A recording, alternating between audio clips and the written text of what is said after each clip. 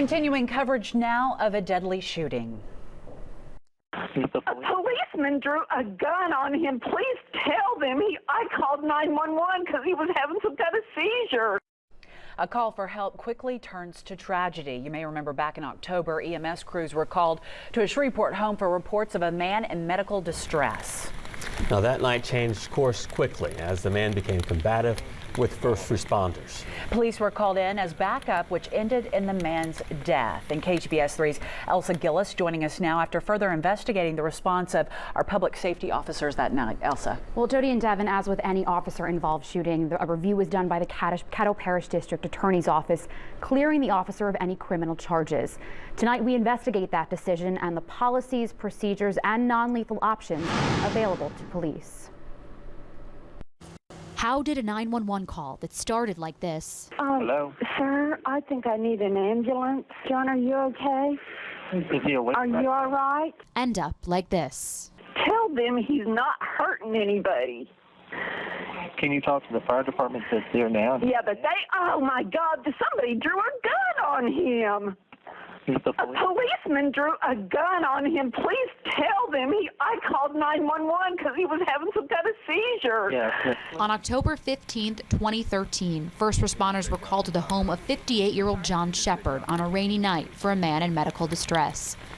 In a second call made to 911, the caller makes several comments detailing the man's disoriented state. I think he doesn't know what's going on. The Caddo Parish District Attorney's investigation described Shepard becoming combative with firefighters who were unable to tend to his medical issues because he chased them out of the house with a knife. He was later found to have high levels of oxycodone in his system. The EMS crew requested Shreveport police for backup, which is not uncommon. The DA says the responding officer, Philip Tucker, was told en route to the scene that Shepard had a knife and that one neighbor reported shots fired.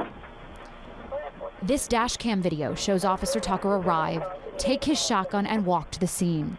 You see the firemen in their reflective gear running back and forth, consistent with the DA's report, which said Shepard would move toward and then retreat from where the firemen and Tucker were. According to authorities, both the fireman and the officer ordered Shepard to put the knife down and show his hands. When he didn't and advanced on them, Tucker discharged the shotgun one time, hitting Shepard in the chest from 9 feet away. Shepard was treated at the scene, then taken to University Health, where he was later declared dead. The DA's report concluded that Tucker responded in a reasonable manner, and criminal charges were not filed against him. Police officers are forced to make split-second decisions that in this case led to Shepard's death. What about Officer Tucker's training influenced the decision he made that night? You know, we can't give them obviously every single scenario they may be confronted with, but we do continuous ongoing in-service training as far as use of force.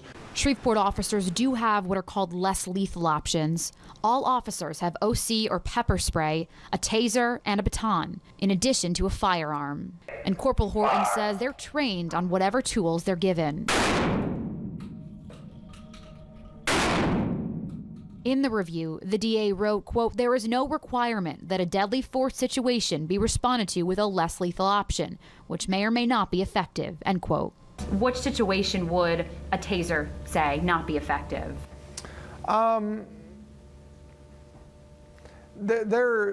with not only even deadly force, but within every tool, what we call them tools, whether it's a firearm, whether it's mace, it's not going to be effective on every single person. In the department that receives 700 to 900 service calls a day, officers are trained on a variety of lethal and less lethal weapons. They're also given a lot of leeway to make split-second decisions that mean the difference between life and death. Investigators did not find any source of the neighbor-reported gunshot sound at the scene. We asked the police department and city of Shreveport about Officer Tucker's training and certification with lethal and less lethal weapons, and they did not provide us with that information. In regards to the knife Mr. Shepard held that night, police have not been able to give us a picture, but describe it as a kitchen knife. One of the neighbors that witnessed the incident declined to go on camera, but recalls it being a small knife. That neighbor also said that Mr. Shepard was a friendly, kind person, often seen tending to his yard.